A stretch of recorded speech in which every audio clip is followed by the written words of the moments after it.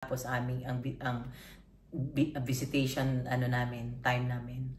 Sinabihan ako nung isa doon, sabi niya na nung July 19 daw, nung phone conversation namin, meron daw akong sinabi. Sabi ko, about the case.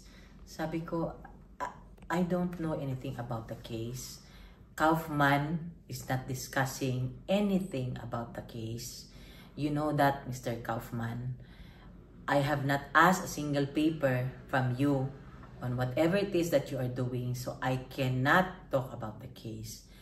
And also, nung time na yun, 5 minutes bago matapos, sinabihan na lang ako na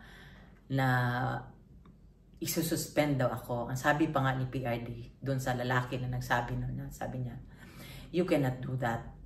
Yun niya. Kasi, you know, he is expecting me. He knows that this is my turn. This is my time right now. This is my schedule to visit him. And, you know, ako kasi nurse, diba? Na-assess ko siya. Yung first time ko na, itong visit ko na ito, the only day na visit ko siya, nung pagdating ko talaga, straight from the airport, nilagay ko lang yung gamit ko sa hotel, na in-assess ko na siya, nakita ko na yung dito niya, malalim. Yun. Tapos, check ko sa kanya, control ang emotions ko na Tapos, noon, after nung just 5 minutes, saka ako nilapitan nung lalaki, sabi niya, suspend daw. And this is exactly what the PRD said. You cannot do that, sinabi niya. Tapos, the following day, wala na akong visit. Sabi ko sa kanya, I don't say anything about the case.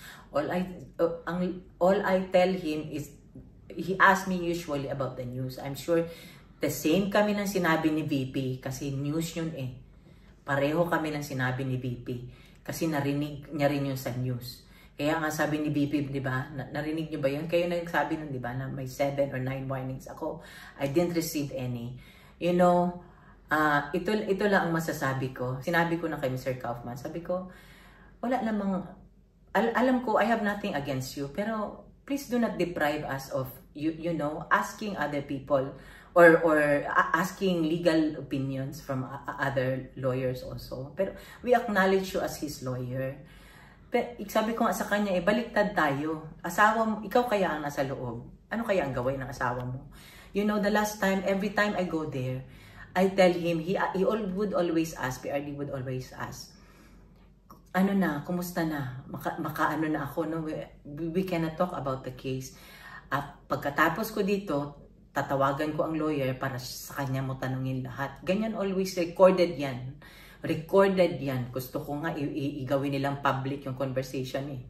Wala ako doong ma-discuss na about sa case because sabi ko, Mr. Kaufman, I am not asking any paper from you. You are not talking to me about the case or any of your associates. And you accuse me of I'm talking about, you know, ikaw ang dinidiretso ko. Ikaw ang dinidiretso ko. Bihira ako makausap sa mga kasama mo na nagdagdag ka na ng mga lawyers dyan. So I have nothing against you. So alam ko doon ka na nagalit eh. Galit ka na doon for me. You know, I know you are protecting your practice. I don't know if you're trying to prove something. Pero kami, we are concerned about the life of this man. He is family. He is the father of my daughter. He is the father of VP, Paulo, and Baste. So, yun lang. Sabi ko nga, baliktarin natin. Ang asawa, ikaw ang nasa loob. Ano kaya ang gawain ng asawa mo? 'Di ba?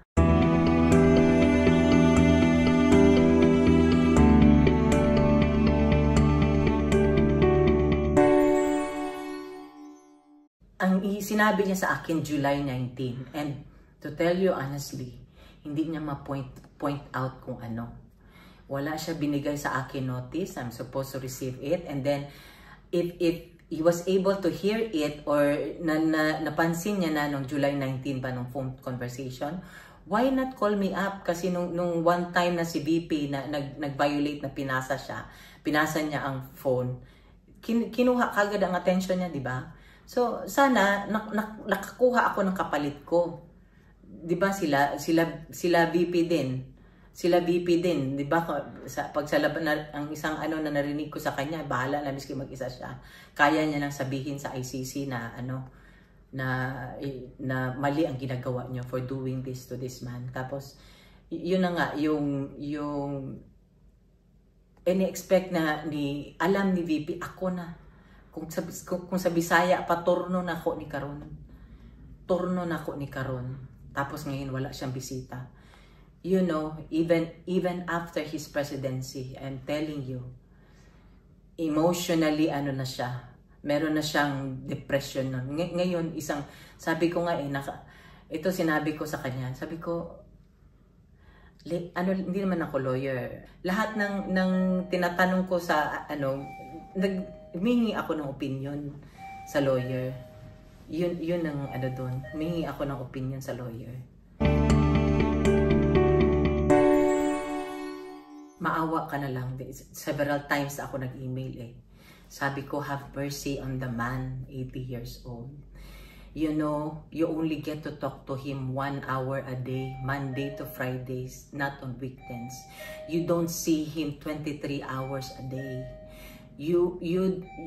He can, I'm telling you, I am 110% sure na may depression na yan. Ngayon, dinideprive mo ako na mabisita siya, na may maalam niya nandito ako sa labas. Dinideprive mo ako na mabisita siya, at least may makausap siya na family. You know, I am telling you, he can stay in his room, he can stay sleeping for 24 hours. Kilala ko na yung tao. Saka sabi ko, di ba, ang opinion ko lahat, attorney, puro lang suggestion ba? Sabi ko, hindi ba kayo pupunta ng Pilipinas, kukuha ng whatever, di ba? Parang ganun, di ba? At least you should get more information about the man. How can you, ito pa ang question ko, how can you defend the man if you do not know the man? He's 80 years old, and then marami na siyang, alam mo na, marami na siyang hindi ma-remember, hindi ma-recall, malalo na nung nagpresidente siya, mga ganun. So, yun lang ang ko. Ilang taon ba ang meron o ilang araw, ilang buwan ba meron? Do you think you can say it? Only God knows. Only God knows. Kaya kami nag-e-effort kami dito na mabisita siya, mapuntahan siya, na at least may isang family member. Kaya ako, miskin na ayaw niya na ako pabisitahin, nandito pa rin ako kasi in case of emergency, ako ang pinakamalapit. Imagine in case of emergency, ang taga-Pilipinas, it will take them like more than 24 hours to book a plane ticket just to come here, and it would cost them how many thousands of pesos para to. Kaya ako nandito, kaya lang syempre naawa ako.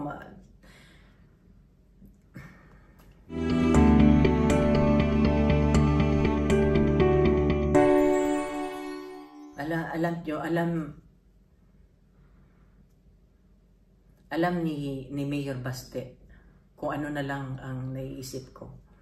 Kahit ano na lang.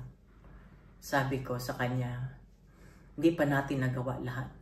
So nananawagan ako, alam ko every time na mga Pilipino, magdasal tayo. Samahan natin si VP Sara. Sabi niya na miski siya na lang mag-isa. Totoo yung sinabi niya. Totoo ang sinabi niya. Walang jurisdiction. Samahan natin siya. Samahan natin siya. Nakikiusap po ako sa inyo.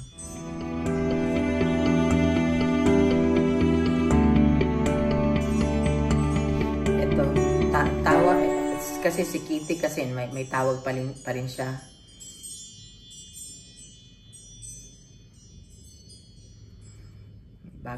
May bagong siya. Kanina lang ito. Galing daw kay yung isang kay Claudia doon sa isang lawyer na nag-visit. PRD sends the following message to Hanilet. My undying love for you and for all the things that you